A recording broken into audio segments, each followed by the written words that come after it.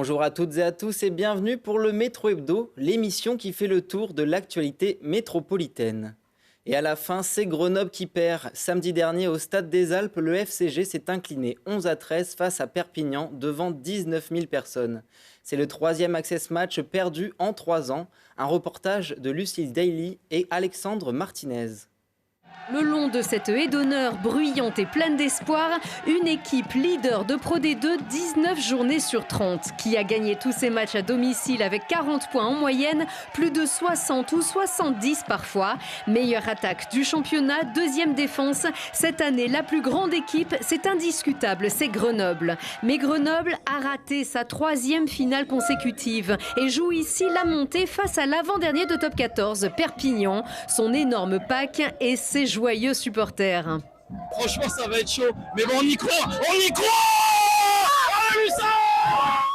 C'est chaud dans le stade et sur la pelouse. Première action, premier essai. L'USAP prend du souffle dès le début de la partie. Mais après ça, un énorme combat livré par le FCG qui multiplie les occasions pendant 20 minutes. Premier essai raté d'un rien par Wilfried Huleux. Deuxième essai réussi par Wilfried Huleux. Mais l'arbitre va revenir sur un en avant au début de l'action. Troisième essai, cette fois ça y est, Erito, Leno et Nansen trouvent enfin l'embut. Et jamais plus les Grenoblois ne laisseront grossir l'écart. Mieux, ils mèneront 8-7 à la mi-temps et jusqu'aux 15 dernières minutes. On nous promettait l'enfer, Perpignan qui était plus costaud que nous, on était dans le match tout le long. Pour moi, ça peut basculer dans l'autre sens, franchement, il n'y aurait rien à dire. Après... Voilà, c'est comme ça, c'est le sport de haut niveau, c'est des détails. Des détails comme des pénalités qui ne passent pas, comme un plaquage salvateur qui regonfle la confiance du camp grenoblois, comme une faute des Catalans qui rapporte 3 points et une presque victoire au rouge et bleu à 5 minutes de la fin, mais comme surtout une mêlée malheureuse dans la foulée qui donne la balle de match à Perpignan. Cette mêlée ouverte qui claque la porte de la montée au nez et à la barbe d'un FCG cloué au sol de la Pro D2. Je reste sur le sentiment de fierté. On a montré qu'on était capable de rivaliser avec une très belle équipe de Perpignan. C'était vraiment serré. Mais je veux féliciter aussi Grenoble. Ils ont fait une saison incroyable. Dommage qu'ils n'ont pas gagné la semaine dernière. Et je pense que ça ne montre pas leur visage toute la saison. J'espère que l'année prochaine, ils peuvent réenchaîner et arriver en top 14 encore. Encore faudra-t-il digérer, puis remobiliser, rectifier le tir, apprendre des échecs sur le fil, comme l'année passée, comme celle d'avant. Et même un peu plus donc, le FCG reprendra l'entraînement mi-juillet. Les soldes d'été démarrent mercredi matin et pour 4 semaines en Isère.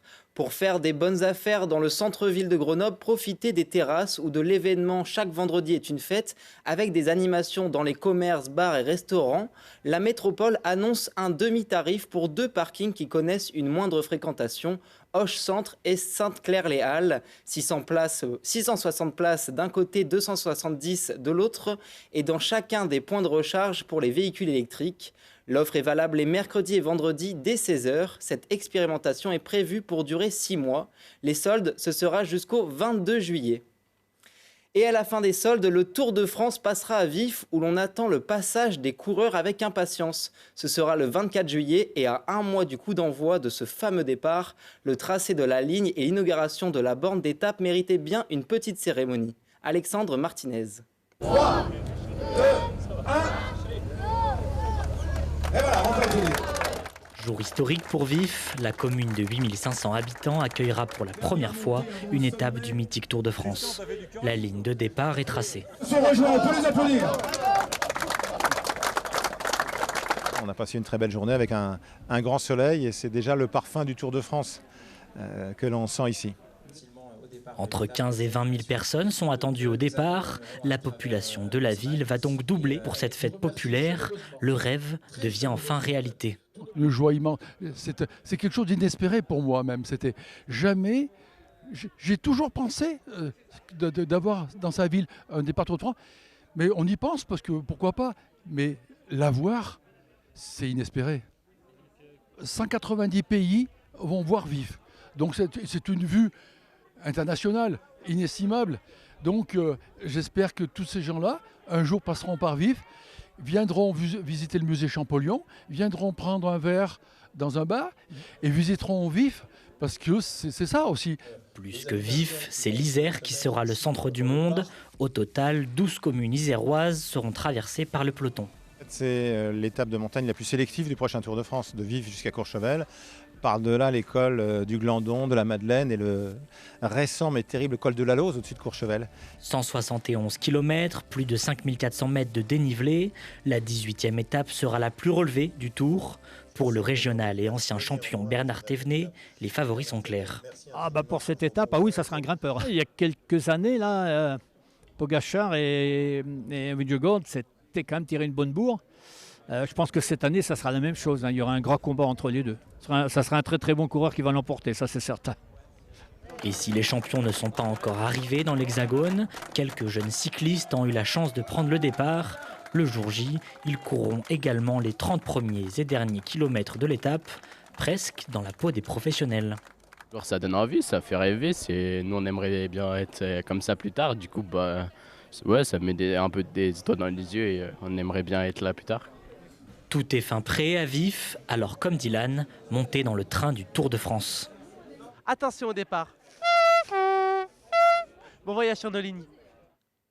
Un autre rendez-vous sportif, le face-à-face France-Brésil, une affiche de rêve pour le Stade des Alpes à Grenoble qui accueillera vendredi soir les équipes féminines de football des deux nations. Une rencontre amicale qui débutera sur les coups de 21h10. Plus de 11 000 billets ont été déjà vendus. Les Bleus disputeront leur dernier match de préparation avant de débuter l'Euro contre l'Angleterre le 5 juillet.